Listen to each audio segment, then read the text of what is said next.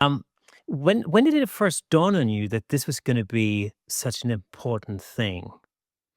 Well, um, my dad was a preacher, so I grew up in Southern Baptist church and in that whole community. And my mom was a teacher; she taught English. My dad was a teacher, and that's what preachers are. And so I sort of grew up in an educational space. I can remember early days. My dad, well, I was probably 7 or 8 years old, and I was watching him prepare some sermon, and he's like, "Yeah, you want to learn how to do this? Let me show you how to build an outline." And he showed me how to do an intro, the 3 points, the conclusion, how to outline a presentation and stuff. And so early days, I was learning how to be an educator. But part of that, up in that same type of community is that you are in a community. So there are, I don't know if you're familiar with Southern Baptist life. Um, it's you're at church in these educational, there's biblical education, but you're in training union, you're in Wednesday night, uh, studies, you're in Sunday morning. It's like classroom, classroom, classroom, classroom. And it's all about people teaching people and sharing their experiences and that type of stuff. And so I think that sort of that's pretty much all I've known is that type of community. So I don't really ascribe to that faith anymore. So, but parts of that have stayed with me. My freshman year of college, I was at a university here in Phoenix, Arizona. My work study program was working for the dean of education. And so I was around people that were creating lesson plans and student teachers. And so I was around teachers. And then that inspired me to learn how to teach. And so part of teaching, to be a good teacher, one of my early educational teachers said, when I was teaching something, I don't know what it was, but they came and observed. I was teaching, and they said, "Mark, you have a huge problem. You're just talking too much." They said, "You should only be talking about 10 or 20% of the time, and the rest of the time, your students should be hands-on doing things. They should be trying the stuff. They should be failing. They should be trying to figure stuff out. So all of your teaching should be activity-based." And that's sort of how I learned to teach, was to say, "Okay, the way that we learn is by doing, and by doing with others in a room, in a community, so that we can sharpen each other's skills. We can learn different things." And that's just proven over and over and over again. And then in the early 90s, I created an organization with some friends called Student Life Camps and Conferences. And we had to write scripts for on stage plays and dramas and all kinds of stuff. We were performing all the time, all over the country. And I was sort of one of the people that was core to creating all of these programs. And I was watching, I forget what show it was, 2020, I think, used to be one of my favorite shows. I don't think it's on the air anymore. But they were interviewing a guy named Doug Hall. And Doug Hall wrote this book called Jumpstart Your Brain. And it's a book that I think every creative should read. So Doug Hall, Jumpstart Your Brain. I don't know if it's still in print. I think it is.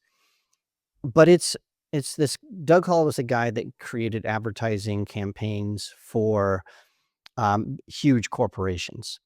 And so he was like a madman in the 80s and 90s. So he's Don Draper of, of current day, I guess. And he was known for being able to create these really amazing ad campaigns. And people asked him how he did it. And he created this program where you could come and learn how to do it. And then he wrote this book. And the core of that methodology, if you want to be creative, is don't do it in a vacuum, do it with others. And so this book teaches that concept of how to be creative in a group. And then the second half of the book are just these is exercise after exercise after exercise. So if you and I and 4 or 5 other photographers wanted to create a new YouTube channel, let's say, and we're like, okay, where do we start? We could go into that book and say, okay, here's the 5 exercises we're going to do. The first one is called Scatterbrain. And we're going to do this. We're all going to write on a piece of paper our initial idea. Then we pass it to the right. And then I'll take your thing and you've written down make it about sunset photography. And I'll write, okay, if we're going to do sunset photography, then we need to make sure that we learn about dragging the shutter. We need to learn about how we can balance ambient light with the light from a flash. And then I'd pass it to the guy on the right. And then you would pass me the one that you've expanded on. And it's on, oh, we have to talk about post production. And you put down Lightroom. And I'm like, oh, but yeah, we got to talk about Evoto. And I'll put that on there. And then I pass that. Then you start passing. So that's one exercise. And at the end of that, you would have 200 ideas from that exercise, which of those 200, 5 are going to be good. But you have a place to start. And then go to the next chapter in the book. And it's okay, this is an exercise called whatever. And then in the group, you do that thing. And then you get another 200 ideas. And then you do, it's an amazing book because it's not just you should be collaborative. It's here's how you can be collaborative in a group. So I highly recommend it. And so when I used to do, when I was leading a team of writers and creatives, so I did that for about 13 years, the requirement, as soon as you were hired, you had to read the book. That was a requirement. And all of my employees that I have, it's a requirement that they have to read this book. A, to learn the philosophy of collaboration, but B, to understand these different exercises so that when we go into our big conference room table with index cards, we're like, we're doing this. They know what that is that we're doing. So, yeah, that's a long answer to that question, but it's collaboration has been something that has been with me my entire life, and I truly believe in. And even now, even though I'm a solo contributor now, so I'm not working with a team like I used to. I have a group of people that I call pretty regularly. I mean, Ab Cisse, he's in New York. He worked for Mac Group. You've probably seen him on Adorama TV, and he's been on a bunch of PPA videos. And um, I think we probably talk almost every day. I'm like, what about this? And it could be about anything. We're bouncing ideas off of each other. Um, I talk to like most of the people that you see me talk to online, you included. We text all the time. We're sending notes back and forth. We're talking to each other. We're complaining about stuff. We're asking questions. Like just last week, I think we were talking about teleprompters and which ones work and how to control it. And that is something that happens with me, I think, every single day. I think the advantage there is that you know those sort of because when you have a question, you ask somebody who you think has a valuable opinion of it. Um, these the answer then is already pre-tested. For the lack of a better word, you're Sure. not like stepping in the dark like you would with Google search, for example. Or um, it's the thing.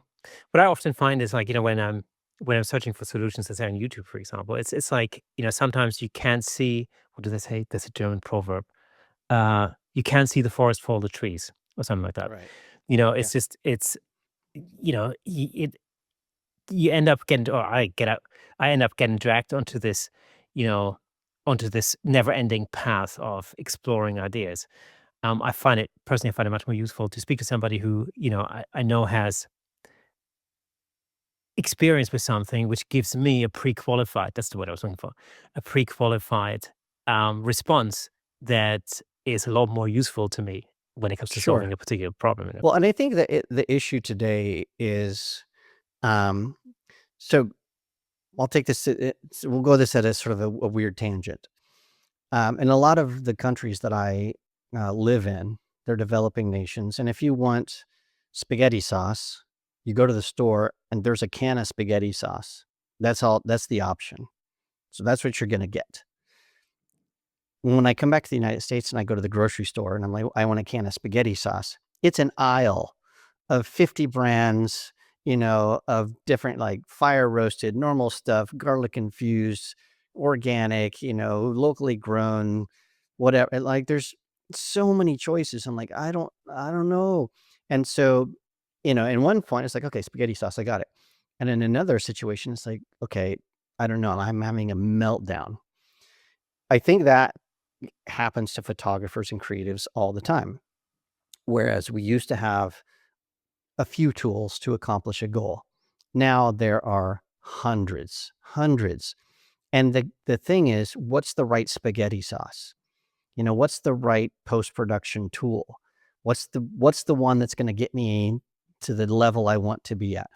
And the answer is almost all of them are going to work just fine. And a lot of people, especially on YouTube, were just like, tell me specifically what camera, what lens, what light modifier, like tell me specifically what I need. And I almost never tell them because it doesn't matter. You could have an Elinchrom 8-foot parabolic silver umbrella or a Profoto or a Neewer or, in the photo, you're probably not going to be able to tell the difference. There are big differences between a Profoto setup and a Flashpoint setup, but you're not going to see those differences necessarily in the final product. It's in how much time it takes to set up. It's in the ability to control light. It's in there's a bunch of nuances to that. So my advice for people that are just like, what should I do? Just grab a can of spaghetti sauce and use it and see if you like it. Use whatever it works for you. Don't worry too much about it. Thank you so much for tuning in. If you enjoyed that clip, then press here for the full episode in glorious Technicolor. Hey, and don't forget to subscribe.